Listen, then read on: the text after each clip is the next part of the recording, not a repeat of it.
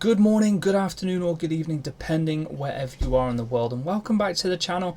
And in today's video we are going to be looking at Manchester United's pre-season and how I think we're going to be kind of transitioning from pre-season into the regular season with the types of players that we do and will have available to us. And of course there are going to be more pre-season games, so I will probably do another video before the season starts, kind of looking at everything and all the tactics along with that, plus new signings also.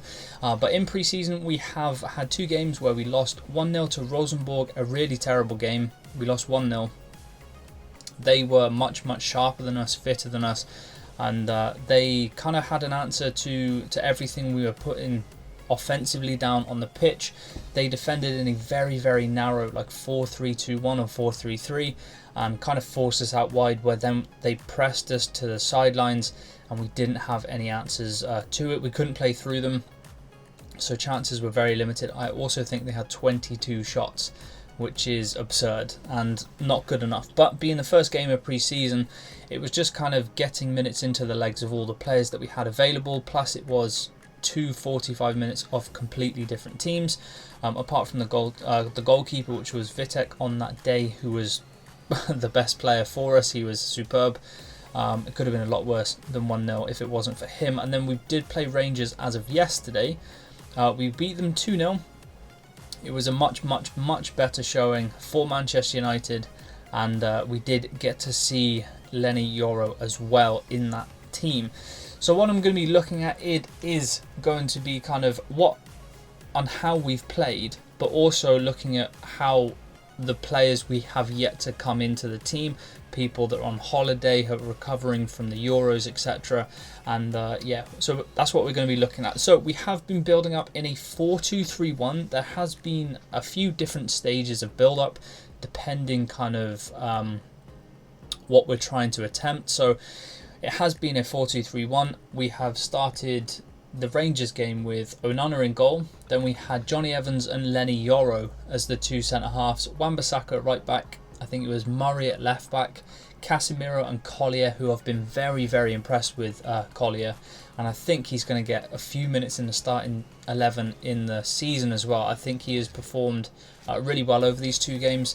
And now playing next to Casemiro, for a couple of them, it gives him a lot more confidence as well. And yeah, I truly believe that he'll be the next one to kind of come out of the youth.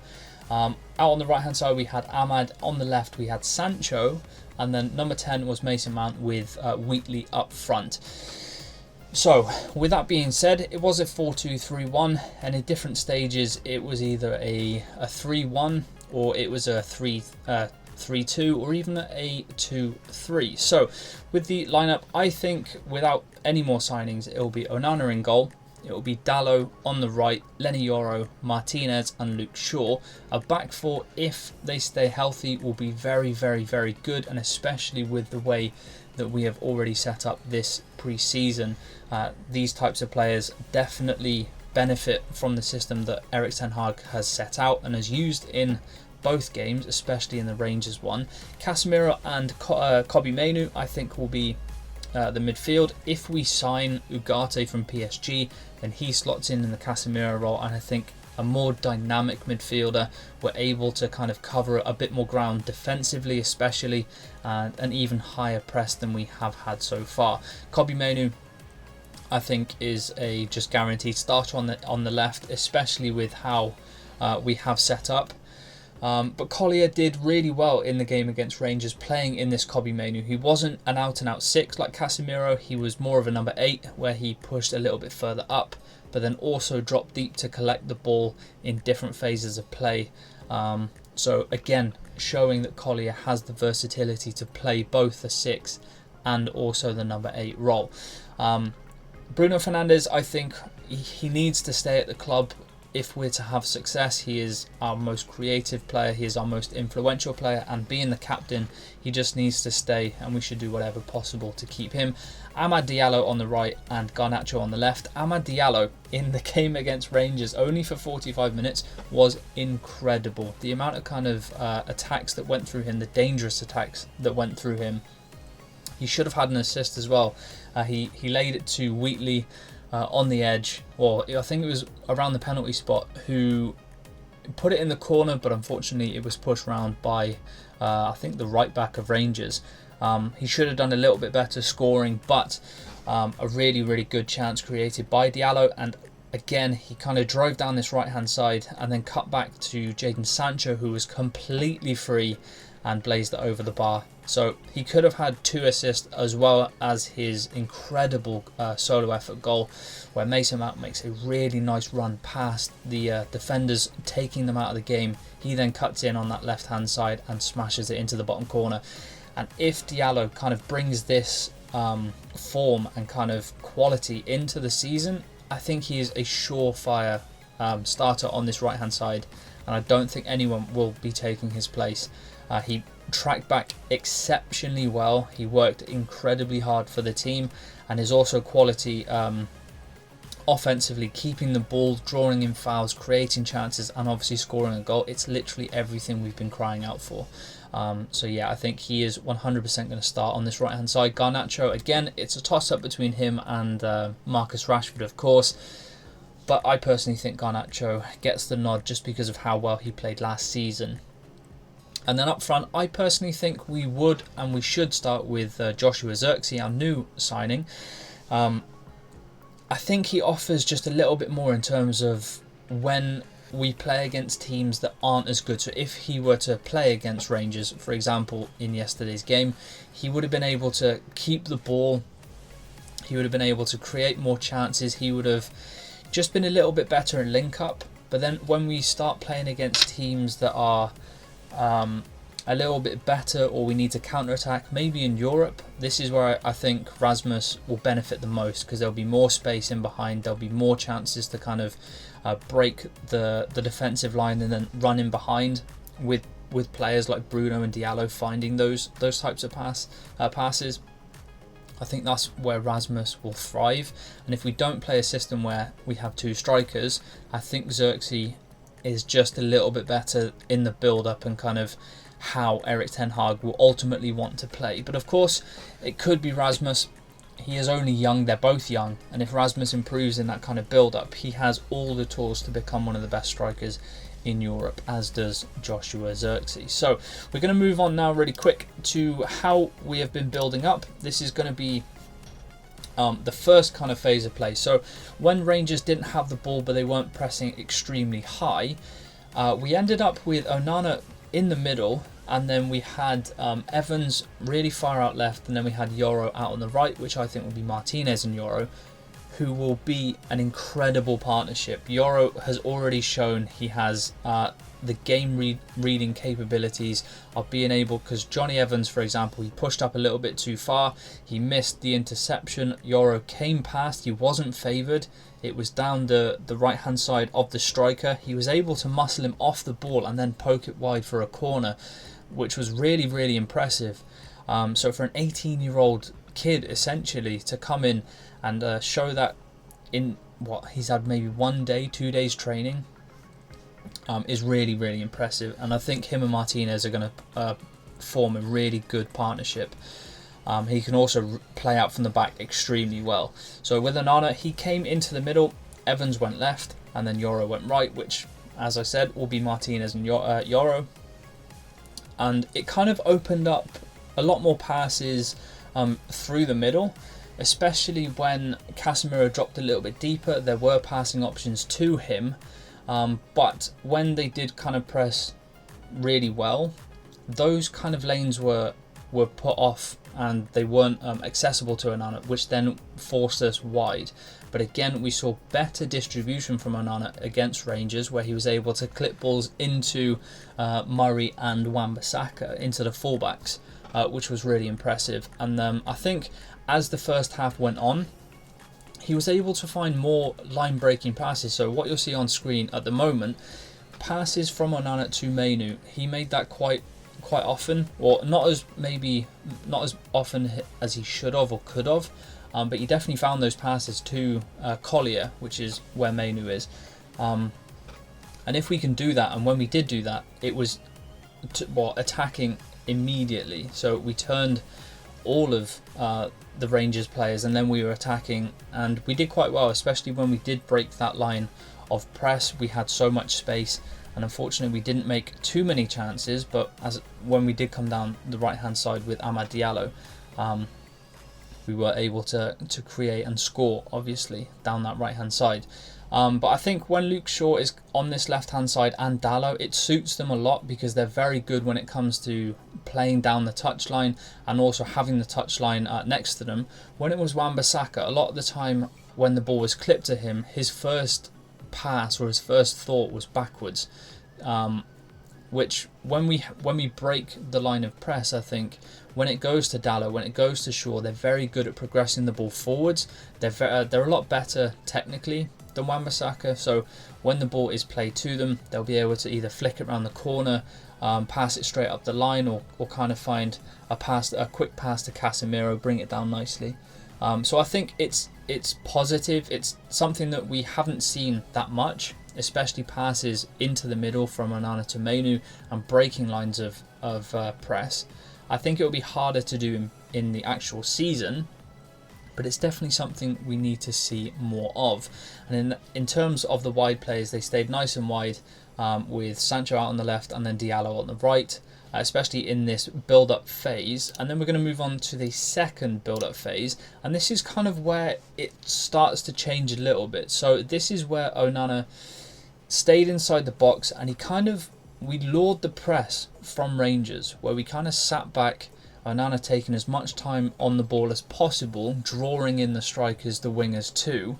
And this is where Murray then pushed up far left, and then Collier dropped into this kind of left centre-back, left-back position and occupied that role. And as you can see, it's a 2-3 build-up, something that we haven't seen that much from Ten Hag. He's very, very persistent with this 3-1-6 kind of system that we've tried playing over the last few years, but it looked like he had adapted. We have tried this with Kobbie Mainoo, or I think it was Eriksson did it a lot, Casemiro did it a lot, where we drop out to the fullback area and then we kind of build up in a 3-1-6 that way, where the fullback pushes up, the winger inverts, and then the other fullback stays wide and the winger inverts on that side too.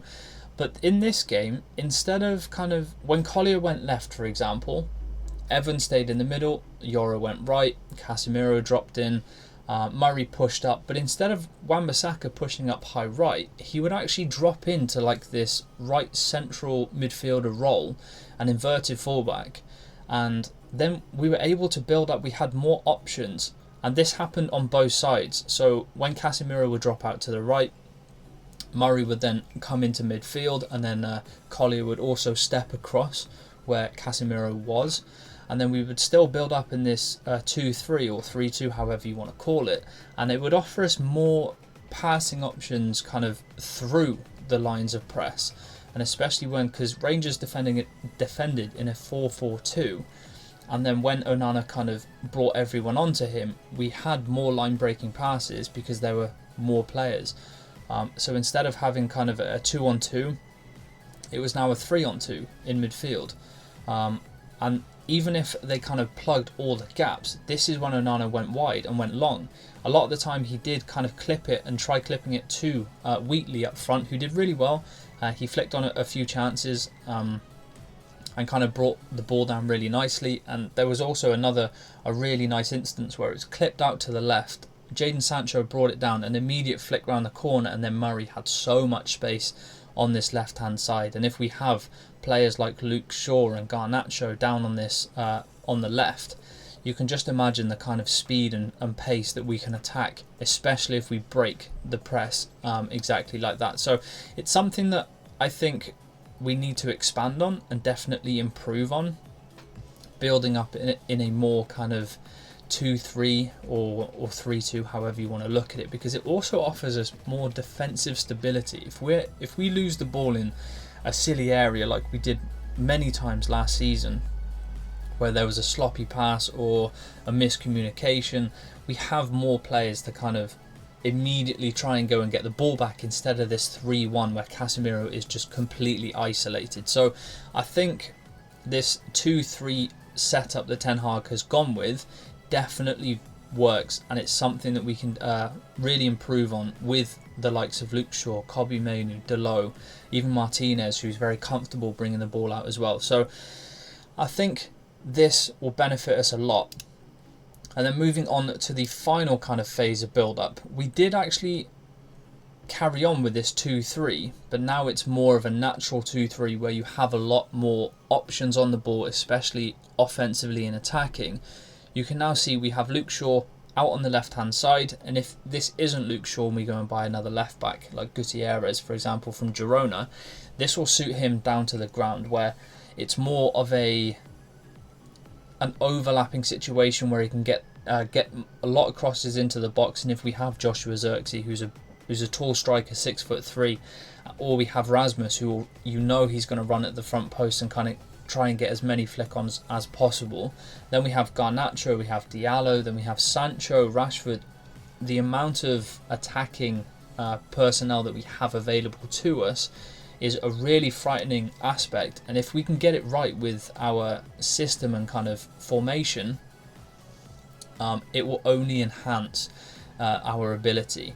And I think in this 2-3 kind of rest defense, if you want to call it that, it offers us so much more stability as well. If we're to lose the ball, we're not going to be countered as much. We're already kind of up there in terms of positioning, so we can immediately counter press, which is something that we are surprisingly good at. Although when you do watch Manchester United, there are a lot of holes. So for example, when we're defending, let's say in this position, as you can see on screen, Luke Shaw will then drop back, Delo will also drop back, and even though Garnacho and Diallo are pushing in and creating that overload in the middle, so the ball has to go wide to the fullbacks, we're always, for the last 2 seasons, like 10-15 yards away, and it's a free opportunity where their fullback can just kind of go up the pitch, find the right pass, because there's zero pressure on them. And you can see a lot of frustration in players, especially when Wan-Bissaka plays, because he's not super aggressive.